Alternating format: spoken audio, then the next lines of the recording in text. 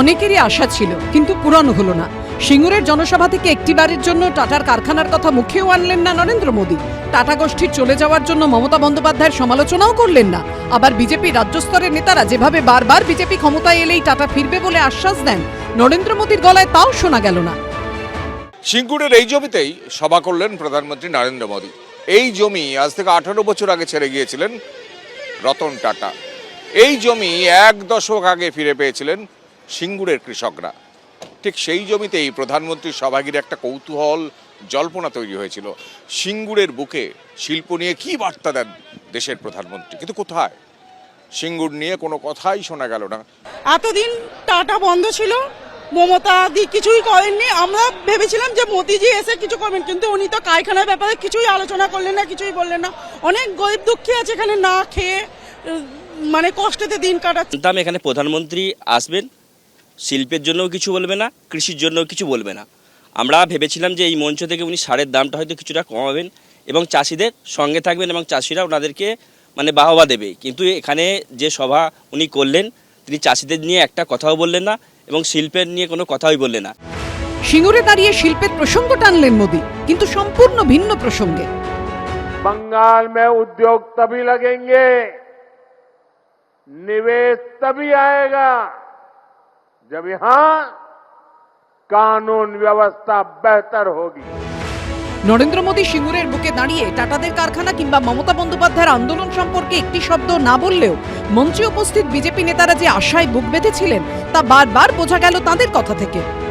সিঙ্গুরে এবার হবে কারখানা, সিঙ্গুরে এবার হবে কারখানা, হবে কৃষি, হবে শিল্প, সিঙ্গুর থেকেই নতুন গল্প।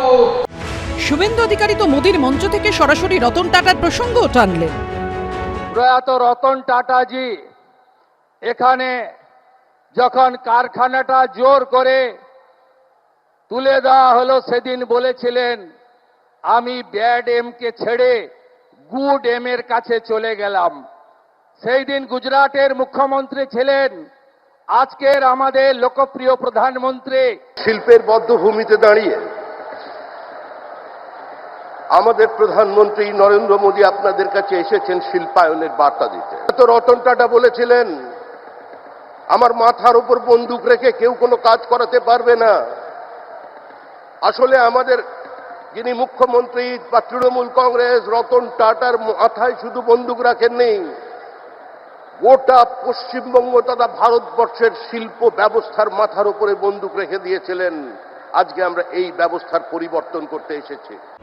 সিঙ্গুরবাসীর একাংশের মতোই রাজ্য বিজেপির নেতারাও কি নরেন্দ্র মোদীর মুখ থেকে শিল্প নিয়ে কোনো কথা না শুনে হতাশ হলেন?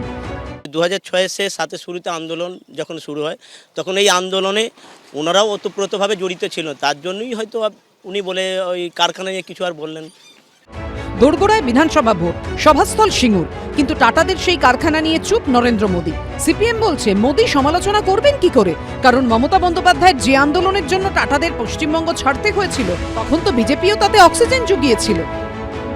পশ্চিমবাংলা মানুষ শিল্প, কাজ, বেকারি এসব ব্যাপারে ওদের কোনো আগ্রহ নেই। ওদের একমাত্র কাজ বিভাজন, অনুপ্রবেশের তত্ত্ব ইত্যাদি। বেলুনটা আরো একবার ফেটে গেল। প্রধানমন্ত্রী এখানে শিল্প করতে আসেনি, দিদিও এখানে শিল্প করতে আসেনি। টাটারা সিঙ্গুর ছেড়ে যাওয়ার ঠিক 18 বছর পর সিঙ্গুরে নরেন্দ্র মোদী, কিন্তু কেন চুপ রইলেন তিনি? প্রধানমন্ত্রী নরেন্দ্র মোদী ভাষণ দিয়ে গেলেন। একটি কথাই বলা যায়, মিথ্যার জমিদারি করে গেলেন এবং ওদের যে ভাষণ, ওনার যে ভাষণ, বলছে ঝুট করছে লুট, বলছে ঝুট করছে লুট। সিঙ্গুর কি আদৌ কোনোদিনও শিল্পের মুখ দেখবে? প্রশ্নটা থেকেই গেল। কৃষ্ণেন্দু অধিকারী, দীপক ঘোষ ও অনির্বাণ বিশ্বাসের রিপোর্ট, এবিপি আনন্দ। এবিপি আনন্দ, এগিয়ে থাকে, এগিয়ে রাখে।